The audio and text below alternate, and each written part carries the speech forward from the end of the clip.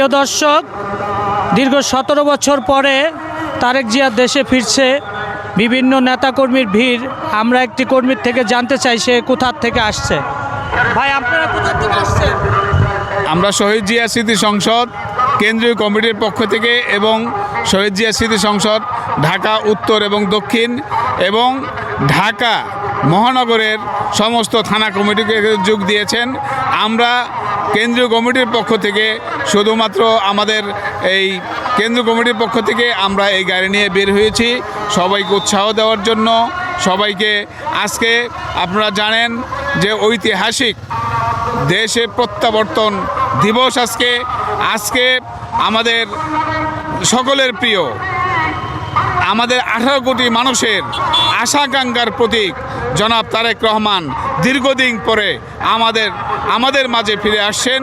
এই জন্য সমস্ত দেশের মানুষ আজকে সেই আনন্দে উদ্দোলিত হয়ে আজকে দেখেন লক্ষ লক্ষ মানুষের সমাবেশ আজকে ঢাকা শহরে এবং এয়ারপোর্টের কাছে তা স্বাগত জানানোর জন্য জনাব তারেক রহমানের জন্য এসেছেন।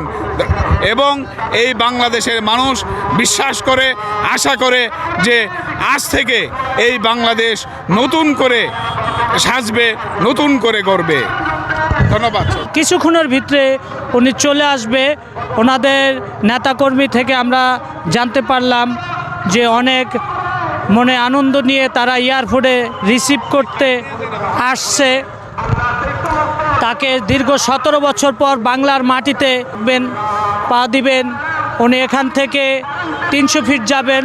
300 ফিট থেকে ওনার মার কাছে এভার কেয়ার হসপিটাল, ওখানে যাবেন। নেতাকর্মীরা সমস্ত রাস্তার পাশে ওনাকে রিসিভ করার জন্য, এক নজর দেখার জন্য ভিড় করেছে। ওনাকে সবাই দেখবে সেই আশা নিয়ে বাংলাদেশের বিভিন্ন জেলা থেকে, ঢাকা শহরের বিভিন্ন এলাকা থেকে লোক আসছে ওনাকে দেখার জন্য। আমরা এয়ারপোর্টে আসি, কিছুক্ষণের ভিতরে উনি চলে আসবে, সেটাও আপনাদের দেখাবো। আপনারা দেখতে থাকুন সংবাদ আমার লিটন শিকদার।